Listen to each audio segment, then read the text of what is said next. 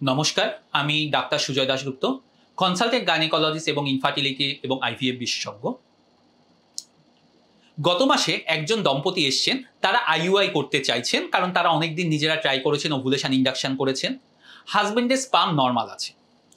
তারা বললেন ডাক্তারবাবু আমরা ডোনার স্পাম দিয়ে আইইউআই করবো। আমরা বললাম কেন?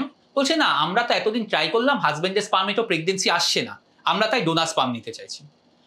আমি বললাম ডোনার স্পামে যে প্রেগনেন্সি আসবে সেটার কি গ্যারান্টি আছে? কারণ আইইউআইতে ওভারঅল প্রেগনেন্সি আসার চান্স হচ্ছে 10 to 15%, অর্থাৎ 100 জনের মধ্যে 10 থেকে 15 জনের প্রেগনেন্সি আসতে পারে। আইভিএফ এ 40 to 50%, সেটা ডোনার স্পাম নিলেও।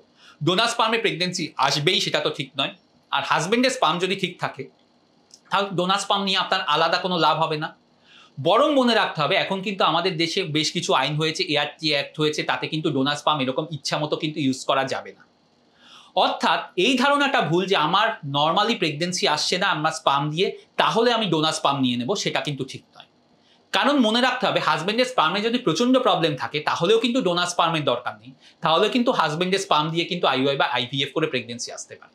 কাজেই হাজবেন্ডের স্পাম যদি নর্মাল থাকে, তাতে ডোনার স্পাম দিয়ে কিন্তু আপনার কিন্তু কোনো লাভ হবে না, বরং তাতে ক্ষতি হতে পারে। ভিডিওটা দেখার জন্য ধন্যবাদ।